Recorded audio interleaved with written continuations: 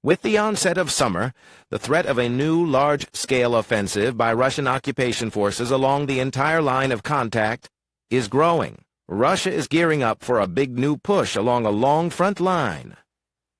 The spring brought some suspension of hostilities to the line of contact in Ukraine, due to equipment's inability to move through dirt. The fear is that Russia will mount a big new offensive, as it did last year, and Ukraine's ability to hold it off this time looks much less sure now than it did then. That is why it urgently needs to mobilize more troops and build more robust frontline defenses.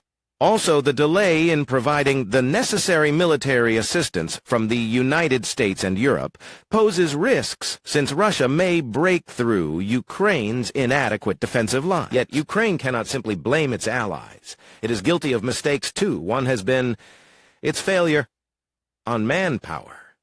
Russia is gearing up for another wave of mobilization, with an eye to its next big push. The terrorist attack on a Moscow concert hall on March 22nd may actually make this easier for Vladimir Putin, who is using it to claim that Russia needs to be strong in the face of bloodthirsty enemies. Also, Ukraine is very late in reinforcing its own defensive positions, and the government still dreams of a new counteroffensive, and dreads the idea that the current front line may harden into something very like a border. The idea that this line might become the basis for a future peace negotiation is exactly what Mr. Zelensky has wanted to avoid.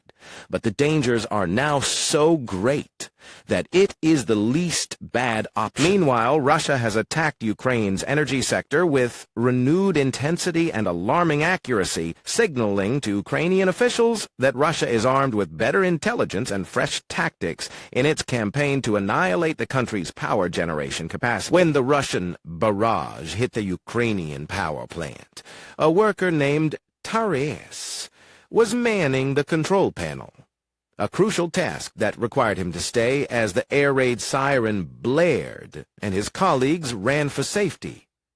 After the deafening explosions came a cloud of smoke, then darkness.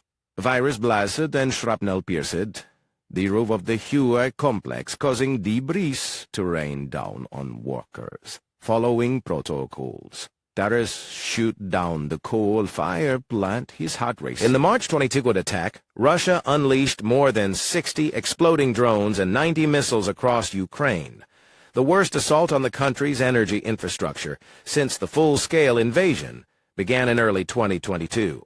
The fusillade reflected Russia's renewed focus on striking Ukrainian energy facilities.